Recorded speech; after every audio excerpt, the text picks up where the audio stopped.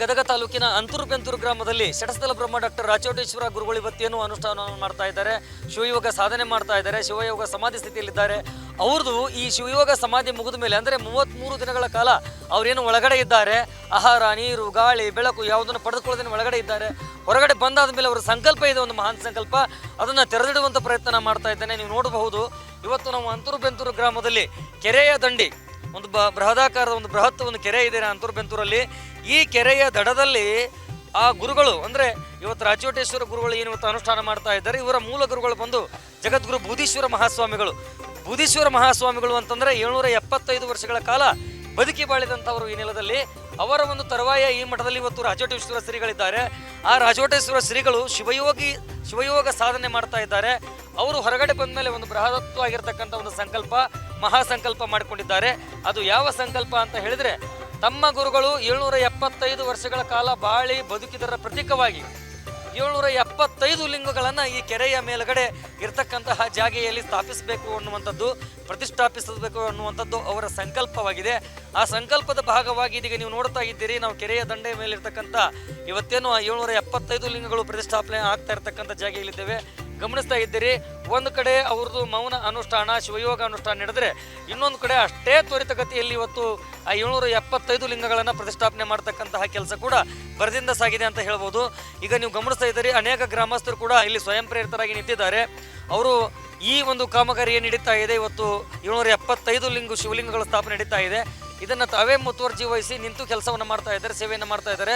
ಅಂಥದ್ರಲ್ಲಿ ಒಬ್ಬರು ಪ್ರತಿನಿತ್ಯ ಈ ಕೆಲಸವನ್ನು ಮಾಡಿಸ್ಲಿಕ್ಕೆ ಉಸ್ತುವಾರಿಯಾಗಿರ್ತಕ್ಕಂಥವ್ರು ಈ ಗ್ರಾಮದವರಿದ್ದಾರೆ.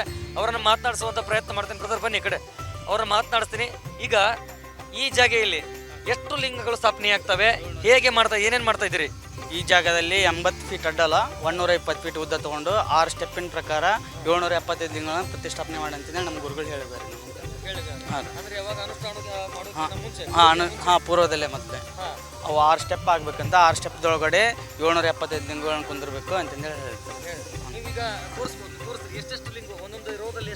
ಇದು ಒಂದು ಲೈನ್ದೊಳಗಡೆ 19 ಫೀಟ್ ಇದೆ. ಇದು 19 ಫೀಟ್ದೊಳಗಡೆ 10 ಲಿಂಗಗಳು ಕುಂದಿರ್ತವೆ. ಈ ಲೈನ್ದೊಳಗಡೆ ಈ ಲೈನ್ದೊಳಗಡೆ 26 ಇದೆ. 26 ಲೈನು, ಒಂದೊಂದು ರೋದೊಳಗಡೆ 10 ಲಿಂಗಗಳು ಕುಂದಿರ್ತವೆ.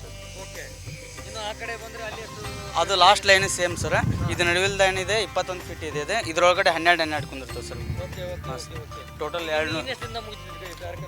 ಇನ್ನೊಂದು 2-3 ದಿವಸ ಸರ್. ಫಿನಿಶ್ ಮಾಡಿ 1ರಿಂದ 5ನೇ ತಾರೀಕು 4ನೇ ತಾರೀಕು ತನಕ ಆಗ್ತದೆ ಸರ್. ಬಂದಿದೆ ಸರ್, ಅಲ್ಲಿ ಗುಡಿ ಒಳಗಡೆ ಇದೆ. ತೊಗೊಂಡು ಬಂದಿದೆ ಸರ್. ಅವ್ರು ರಾಜಸ್ಥಾನದಿಂದ ಬಂದರು ಸರ್. ಸರ್. ಸರ್, ಅಂದ್ರೆ ಕಲ್ಲಿನ ಸರ್ ಅದು. 1 ಫೀಟ್ ಇದೆ ಸರ್. ಲಿಂಗಗಳು ಬಂದು ಮುಗಿಯುತ್ತೆ ಸರ್.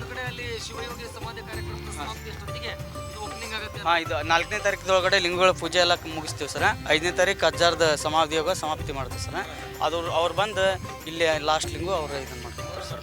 ಸರ್, ಹೊಳ್ಳಿ ಇಲ್ಲಿ ಗದ್ದಿಗೆ ಮುಂದ್ಗಡೆ ಒಂದು ದೇವ್ರ ಮೂರ್ತಿ ಇದೆ ಸರ್, ಬುಧಪ್ಪಜಿಂದ. ಅದನ್ನು ಪ್ರತಿಷ್ಠಾಪನೆ ಮಾಡ್ತೀವಿ ಸರ್. ಸರ್, ಪ್ರತಿಷ್ಠಾಪನೆ ಮಾಡ್ತೀವಿ ಸರ್. ಇದಿಷ್ಟು ಈ ಒಂದು ಕಾರ್ಯವನ್ನು ನೋಡ್ತಕ್ಕಂಥ, ಕಾಮಗಾರಿ ನೋಡ್ತಕ್ಕಂಥ ಯುವಕರ ಮಾತಾದ್ರೆ ಇಲ್ಲಿ ಹಿರಿಯರಿದ್ದಾರೆ. ಇಷ್ಟು ಲಿಂಗು ಸ್ಥಾಪನೆ ಮಾಡಕತ್ತಾರೆ ಕೆರೆ ಮೇಲೆ. ಏನು ಅನ್ಸುತ್ತೆ ನಿಮ್ಗೆ? ಒಳ್ಳೇದು ಅನ್ಸುತ್ತೆ ಸರ್. ಹ್ಞೂ ರೀ, ಒಳ್ಳೇದಾಗಿತ್ತು ನಮ್ಮ ಊರಿಗೆಲ್ಲ. ನಾವು ಹಂಗೆ ಬಿಡ್ರಿ, ಒಳ್ಳೇದ್ರಿ, ಚಲೋದ್ರಿ. ಇದು ಒಟ್ಟಾಗಿದ್ದಿಲ್ಲ ಸರ್. ಈ ಫಸ್ಟ್ ರೀ ನಮ್ದು. ಒಳ್ಳೇದಾಗತ್ತೆ ರೀ ಒಟ್ಟು. ಖುಷಿ ಐತ್ರಿ, ಎಲ್ಲರಿಗೂ ಖುಷಿ ಐತ್ರಿ. ಎಲ್ಲರಿಗೂ ಖುಷಿ ಐತ್ರಿ. ಎಲ್ಲರೂ ಕೆಲಸ ಮಾಡ್ತಾರೆ ಇಲ್ಲಿ ಎಲ್ಲರೂ. ಇಲ್ಲಿಯ ಭಕ್ತರು ಕೂಡ ಮಾತಾಡ್ತಾರೆ. ಈವರೆಗೂ ಕೂಡ ಏನು ನಮ್ಮ ಹಿಂದಿನ ಬೂದೀಶ್ವರರ ತರುವಾಯ ಈಗಿನ ಗುರುಗಳು ಮಾಡ್ತಾ ಇರುವಂಥ ಕೆಲಸ ಖಂಡಿತ ನಮ್ಮ ಖುಷಿಯನ್ನು ಕೊಟ್ಟಿದೆ, ಒಳ್ಳೆಯದಾಗಿದೆ ಅನ್ನುವಂಥ ಮಾತು ಭಕ್ತರದ್ದಾಗಿದೆ. ಕ್ಯಾಮ್ರಾ ಪರ್ಸನ್ ತುಳಸಿ ಜೊತೆ ಆನಂದ್ ಸ್ವಾಮಿ, ವಿರಕ್ತ ಮಠ, ರೈಸ್ ಆಫ್ ನ್ಯೂಸ್, ಗದಗ.